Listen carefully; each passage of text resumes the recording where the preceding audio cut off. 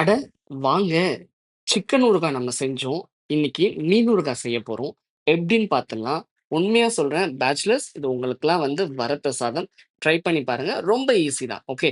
ஒரு பாத்திரத்தில நான் இன்னைக்கு சூர மீன் வாங்கி நல்லா குட்டி குட்டியா கட் பண்ணி அதாவது சைஸ் நமக்கு ஏத்த மாரி வாங்கி நல்லா வாஷ் பண்ணி வச்சுட்டேன். அதில உப்பு, மஞ்சத்தூள், வெறுமிளகாய்த்தூள், தனியாத்தூள் அவ்வளோதான். இத போட்டு நல்லா மிக்ஸ் பண்ணி ஒரு 1 ஹவர்லேருந்து 2 ஹவர்ஸ் வரைக்கும் நான் மேரினேட் பண்ணி வச்சுட்டேன். ஃப்ரிட்ஜ்ல வைக்கணும்னு எந்த ஒரு அவசியம் இல்ல. நம்ம மேரினேட் பண்ணி வெளியவே வச்சிடலாம். மூடி போட்டு மூடி வைங்க. ஓகே. அதுக்கப்புறம் பேன்ல தேவையான அளவு எண்ணெய் ஊத்தி, அந்த மேரினேட் பண்ண ஃபிஷ்ஷ எடுத்து ஒண்ணொண்ணா டீப் ஃப்ரை பண்ணி எடுத்துடணும். ஓகே. இருக்கிற எல்லாத்தையுமே மொத்தமா போட்டீங்க அப்படின்னா, அது கரெக்ட்டா வராது. கொஞ்சம் கொஞ்சமா வறுத்து தனியா எடுத்து ஒரு பிளேட்ல ஆற வச்சுருங்க. ஓகே.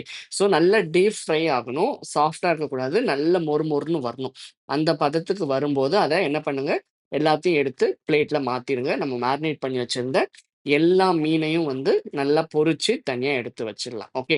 அதுக்கப்புறம் ஒரு அடிகனமான பாத்திரத்துல தேவையான அளவு எண்ணெய் ஊத்திக்கலாம். ஓகே.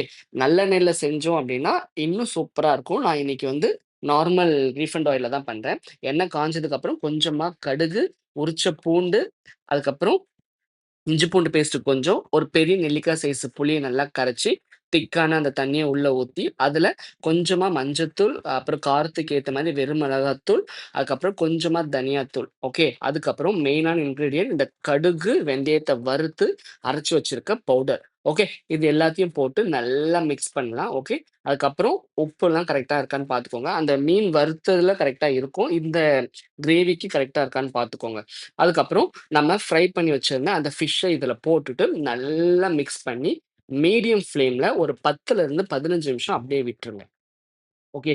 எண்ணெய் தனியா பிரிஞ்சு வரும். வந்துருச்சு அப்படின்னா, ஊறுகாய் ரெடி ஆயிடுச்சு. அவ்வளோதான். ஒரு ஏர் டைட் கண்டெய்னர்ல வச்சு ஒரு 1 வீக், 2 வீக் யூஸ் பண்ணலாம். நல்லாருக்கும். ஏன்னா, இதுல புளி ஊத்தியிருக்கோம். சில பேர் வினிகர் ஆட் பண்ணுவாங்க. அப்படியே சுட சுட சாதத்துக்கு அதுலருந்து ஒரு 2 பீஸ எடுத்து வச்சு சாப்பிட்டோம்னா, சீரியஸா சொல்றேன். வறுத்து ட்ரை பண்ணி பார்த்து